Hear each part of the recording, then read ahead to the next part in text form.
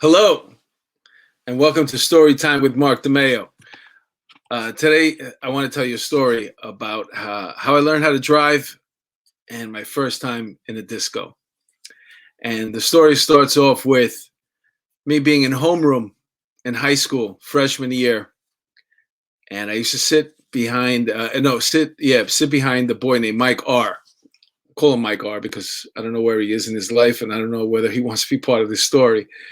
And not that it's a bad story, but anyway, so Mike R, who he knew more than me, and that says a lot because I knew. Listen, we're a lot different. We were a different generation. I was taking the subway from Times Square to Ditmars Boulevard every Friday and Sunday by myself when I went to military school. So at 11 years old, I was already traveling on the subways from Manhattan to Queens by myself. It was just a different time back then. But anyway, so I'm in high school now, and I go to St. John's Prep, and I'm in homeroom. And this boy, Mike R., who sits in front of me, he turns around and he goes, "Hey, do you want to hang out after school? Go get a bottle?" And I said, "Yeah, right, man. Yeah, definitely."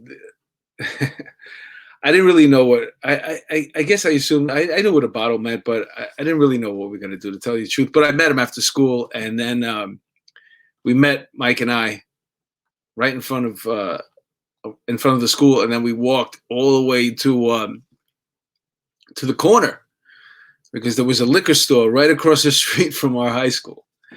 And then one of us, and I'm guessing it was Mike, went inside the liquor store and he purchased us a bottle of vodka, probably a pint.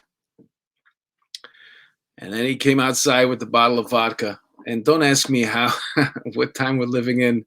It's the 80s, but in the 80s, at 14 years old, you can go inside a liquor store and come out with a bottle of vodka. So he comes out with a bottle of vodka, and then we decide that we were going to walk all the way to right there. We just took a couple of steps, got away from the front of the store, and we cracked open the bottle. And I remember there was snow on the ground. It was cold, and me and Mike we began to take sips from that bottle, swigs from it, and we smoked cigarettes and we talked. And who knows about what, but it was fun. And then when the bottle was done, Mike went about his merry way, and I went home too. And then the next day, we went back to school like nothing ever happened. And now I'm sitting in my second or third period. It wasn't they didn't call us out during homeroom, but I remember during my second period, over the loudspeaker, the PA system that went through the whole school, I hear my name being called, which for me, it was a big problem because my name's not Mark DeMeo, really. My real name is Majovanex Sanchez. It's a Dominican name. That's a whole story unto itself. But everybody mispronounced it, and they butchered it. It was really embarrassing. I didn't want to be known as the kid with the weird name. And all of a sudden, through the PA system in the whole school, so everybody could hear it, there's some lady yelling out,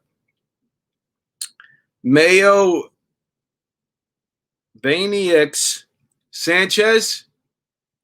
Mayo there's an X. There's an X. Sanchez, please come to the principal's office. So I had to tell my teacher in that period, I think they're calling me. I don't know. I had no clue what it was about. I just thought maybe it was about tuition or something like that. So I made my way to the principal's office, and then I get in there. No sooner did I get in there, and I didn't hear Mike R.'s name being called, by the way. I was just probably still so shook about hearing my own name over the loudspeaker that I was in the office there for about 30 seconds before the door opens, and then here comes in Mike R. So I'm like, "Hey, what's up?" And before we could even put two and two together, the principal, Mr. Higgins, sticks his head out of his office and he goes, "Gentlemen, come on in." He invites us in his office. Says, "Grab a seat." And there's 2 chairs in front of his desk, and we both sitting there like 2 little 14-year-old kids. And he looks at us and he says, "So how are you guys feeling today?" And I don't know. I didn't even know how to answer that. I was like, good, good. And Mike is like, "Yeah, good. Yeah, I feel good." And then he just sit back in his chair, Mr. Higgins, and he goes, "Man, to be young again." It's like a dead silence in the room for a couple of seconds there. And then he reaches into his drawer and he pulls out these stack of Polaroids and he throws them at the end of his desk and he goes, "Look at those." So I pick up a couple, Mike picks up a couple, and we start looking at them. We're exchanging them. And who is it? The pictures are of us drinking on the corner of the high school. And what happened was one of the neighbors complained to the school that we were drinking on the corner, and to back it up, they took pictures of us as proof. And, we look at the pictures. Well, what are you going to say? So give me the pictures. So he takes the pictures, he puts them back in his drawer, and then he looks at us, and all of a sudden the mood in the room changes. He gets very serious. And he says, "If I get another report that you guys are drinking anywhere close to school property, you're going to be suspended. Do you understand what I'm saying? We're going to have your parents come up here to school, and you're going to be both suspended. You understand?" And we're like, "Yeah." Yeah. We're scared, so scared. So then he goes, "All right, get out of here. Don't do it again." And and we went off about our way. And then I remember we gave each other a pound on the way out, and we were laughing. And it seems like maybe a month or 2 after that, Mike in another homeroom turns around to me and he goes, "Hey, you want to go to Bonds International? You want to meet me there Saturday night? You want to meet me at Bonds International on Saturday night?" Bonds International was a nightclub in New York City in Times Square. It used to be a men's warehouse, and they turned it into a nightclub. There it is right there. It was huge. And of course, I had never been to a disco, and I always wanted to go. I wanted to go to disco. I wanted to see what it was like, what the older kids are doing and stuff like that. And I wanted to be the first one to have that story. So I was like, yeah, I'll meet you there. All right. So now we have this plan that we're going to meet at Bonds International on Saturday night. This is in the beginning of the week. So I have a couple of days to prepare. And by prepare, I mean, I knew I had to put an outfit together. What am I going to wear my first night out in the disco? I don't know how I knew this kind of stuff, but I knew what the kids were wearing to get into clubs, to go out dancing in the city. I just knew, somehow I knew it. It was either through TV or through seeing older kids in the neighborhood. But I knew, I put together an outfit in my head, and one of the key pieces to this outfit that I needed to go out to the club on Saturday night, to Bonds International, to meet Mike R, was what they called back then genie pants, or what we used to call Weibo pants. And this is what they look like. The pair of pants that I got, it didn't have the red drawstring. It was black drawstrings. But the only place that I knew where you could find genie pants was at Canal Jean Company, which was in New York City in the West Village. And I came up with a plan. My plan was on Saturday morning, I was going to go into the city and I was going to get myself a pair of these genie pants. And I was going to wear those genie pants to meet Mike R at Bonds International on Saturday night. So now, when I heard, or we came up with this plan to go out, I started inviting other people that I knew, my friends. And I had this friend, a really pretty girl, and she had a couple of years on me. She went to the same school. and she was a junior. So I asked her, "Do you want to come out Saturday night to Bonds International?" And she couldn't go. I mean, here she was a junior, and it was just it just wasn't a thing. You weren't going to let your little girl go into the city to go out to a nightclub. But she did want to come down with me to the village to get these genie pants. So we made it a plan. I'm going to pick her up on Saturday, and we're going to drive down to the West Village, and I'm going to grab these genie pants at Canal Jean Company. Now, in my head, I guess I was thinking, you know what? It's going to be a drag taking the train and the subway into the city to do it. Why don't I just take my grandmother's car? Now, mind you, like I mentioned earlier in the story, I'm 14 years old. I'm a freshman in high school, and I've never driven a car. But somehow I came up with this idea that I was going to take my grandmother's car because at the time, my grandparents used to go upstate on the weekends. They had a bungalow up there, and they used to spend time with up there on the weekends. And the car was just sitting there in the garage. So that was my plan. I'm going to take the car. And so I stole the car. Well, technically I stole the car, but I didn't really steal the car because if I would have got caught, then they would have asked my grandparents, and hopefully I would have just been like driving with no license because I had no license. I'm 14. So I take the car out, and somehow I back it out of the garage, and I start heading over to pick up this friend of mine that was a junior. And for the life of me, I can't recall her name, and it bothers me. But that's what I did. I drove her to pick her up, and she got in my car. And she never asked me, "Do you have a license?" She knew I was a freshman, and I don't know how this whole thing worked out, but it did. So we drove into the city, the two of us, in an AMC Hornet, which, by the way, is not only is it it's so not the coolest car ever. It is the worst car ever. Okay, here it goes. That's exactly what my grandparents' car looked like.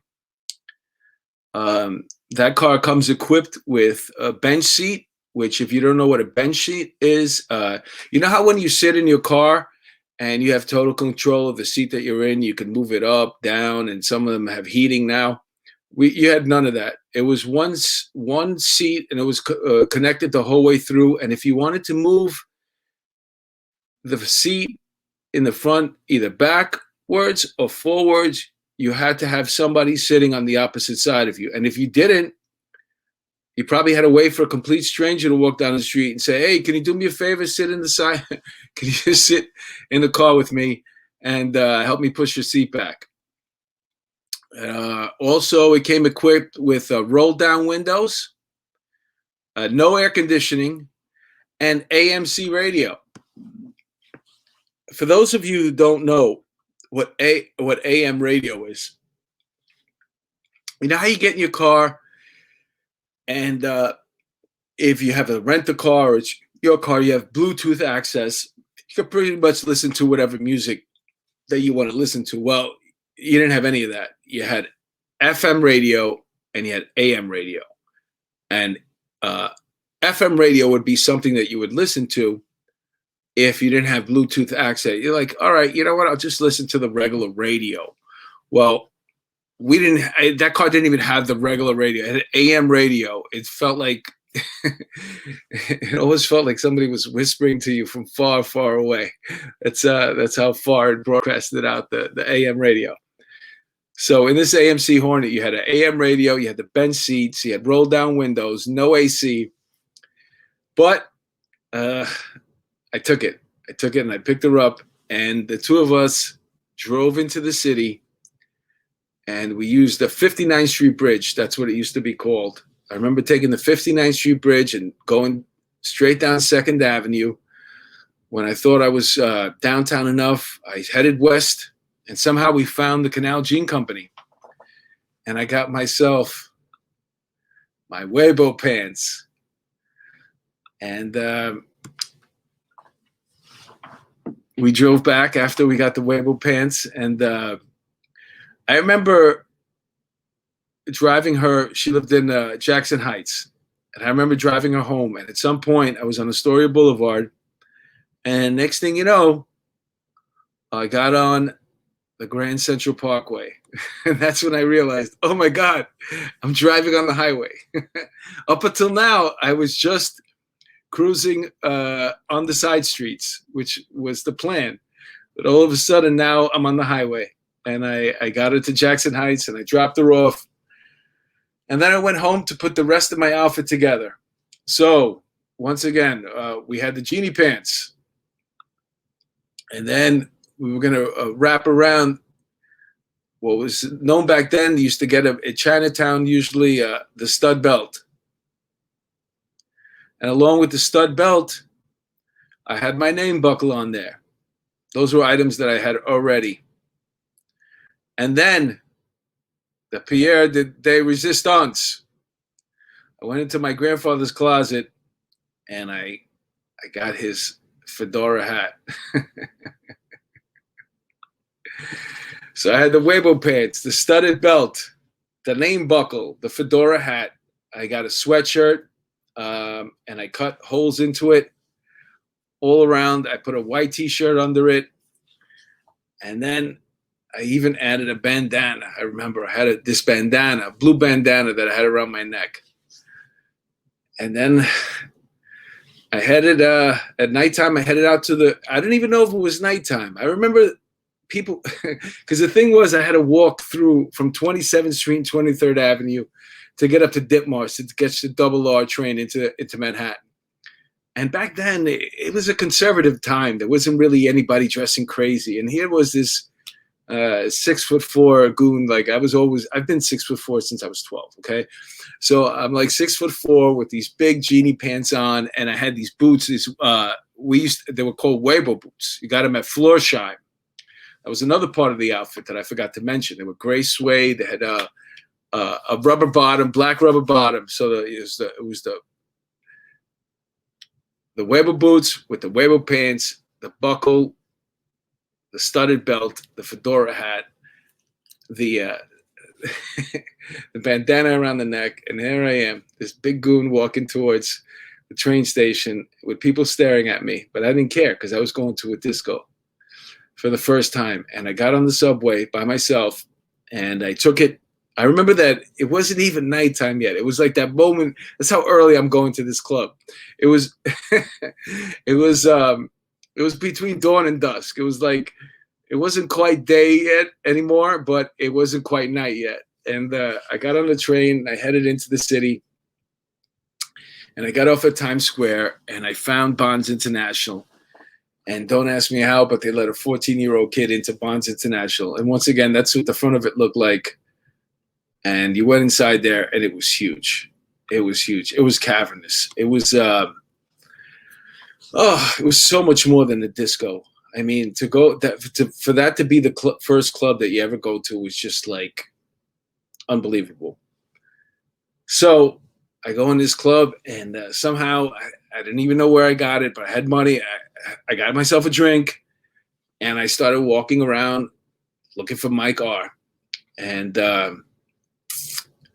I looked for him for about an hour, maybe two. I never found him. He never showed up. Mike R never showed up. And basically, I was in this nightclub by myself up until I met Hope. Hope was don't ask me how I got so lucky, but Hope was a senior in high school. And the only reason why I knew her was because I was friends with her brother, who was a freshman.